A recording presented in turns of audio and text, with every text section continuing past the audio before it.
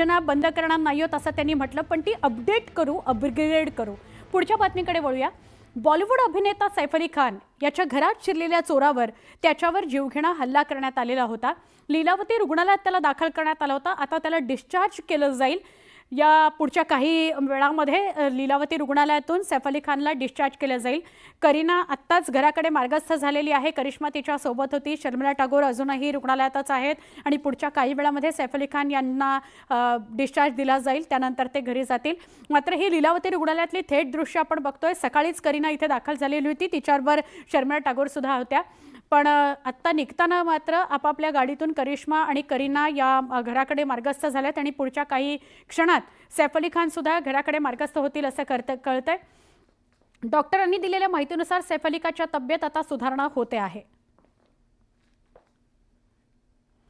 सैफ अली खान याच्यावर हल्ला करणारा आरोपी बांगलादेशमधून पश्चिम बंगालमध्ये आला आणि त्यानंतर पश्चिम बंगालमधून महाराष्ट्रात मुंबईत आला होता. त्याचा मोबाईल नंबर आणि त्याचे बँक अकाउंट्स पश्चिम बंगालचे आहेत. पश्चिम बंगालमध्ये काही काळ तो वास्तव्याला होता आणि आरोपीकडे मिळालेला मोबाईल नंबर हा पश्चिम बंगालमधल्याच एका व्यक्तीच्या नावावर रजिस्टर आहे असंही समोर येत आहे. 5 दिवसांची त्याला पोलीस कोठडी मिळालेली आहे. या 5 दिवसांमध्ये वेगवेगळ्या महत्त्वाच्या गोष्टी त्याच्या समोर येत आहेत. तो बांगलादेशचा राहणारा आहे. तो कुठे राहतो, त्याचं घर कुठे, त्याचा भाऊ याच्याशीही संपर्क झाला आणि त्यानंतर आता ही अजून एक मोठी बातमी समोर आलेली आहे की हा जो हल्लेखोर आहे तो पश्चिम बंगालमध्ये वास्तव्याला होता आणि त्याचा नंबर पश्चिम बंगालमधल्या एका व्यक्तीच्या नावावर रजिस्टर आहे.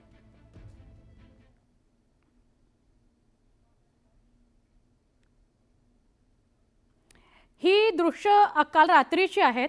सैफ अली खानवर झालेल्या चाकू हल्ला प्रकरणाचं रिक्रिएशन काल करण्यात आलं तेव्हाची ही दृश्य आहेत. रात्री त्याला आधी पोलीस स्टेशनमधनं बाहेर काढलं, मग वांद्रे पोलीस स्टेशनला नेलं. वांद्रे पोलीस स्टेशनमधनं सैफ अली खानच्या घरी नेलं. सुरक्षा यंत्रणा भेदून तो कसा काय त्याच्या घरी गेला हे दाखवलं गेलं आणि त्याला तिथे प्रश्न विचारले गेले. मग त्याला घरी सुद्धा नेलं गेलं आणि घरी तो कुठे लपून बसला होता हे सुद्धा त्याला विचारलं गेलं. हे सगळं